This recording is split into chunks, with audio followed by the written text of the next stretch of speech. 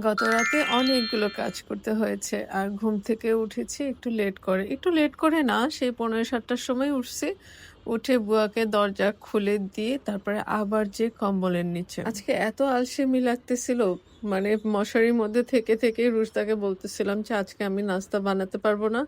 তুমি যা নাস্তা বানাবা আমি তাই খাবো।" যেহেতু রুশদা চা আর পরোটা খুব ভালো বানাতে পারে, তো আমি তাকে বললাম, "ঠিক আছে, আজকে তুমি চা আর পরোটা বানাতে পারো।" খুশিতে ব্রেকফাস্ট বানাতে চলে গেল। এই ফাঁকে আমি উঠে তারপর বিছানা, মশারি-টশারি যা আছে সব গুছিয়ে নিলাম। রুশদা নাস্তা রেডি করে যখন বলছে, "মা নাস্তা রেডি, চলে আসো।" আমার যে কি মজা লাগতেছিল আর কি যে ভালো লাগতেছিল। চা আর পরোটার পাশাপাশি আজকে ছিল হচ্ছে কালকে বানানো দুধ খাজুরি পিঠাটা। আজকে আমি একটু ট্রাই করলাম যে আসলে পিঠাটা নরম হইছে কিনা, ভালো হইছে কিনা। পিঠাটা আসলে চমৎকার হয়েছে। মিষ্টিটা একটু কম হইছে, কারণ আমি মিষ্টি ইচ্ছা করেই কম দেই চিনিটা। এরপরে সকালবেলা নাস্তাটা সেরে মা আর মেয়ে দুজনে মিলে চলে গেলাম গাড়ির তেল ভরার জন্য। যথেষ্ট পরিমাণে তেল ছিল, তারপরেও ভাবলাম আজকে ছুটির দিন, রাস্তাঘাট খালি আছে, বাকিটুকু নিয়ে নেই। তো তেল ভরে বাসায় এসে দেখলাম রোদ উঠছে, বারান্দায় বসে একটু কফি খেয়ে নিলাম। এই ছিল আজকে ছোট্ট মিষ্টি সকালের ব্লগ।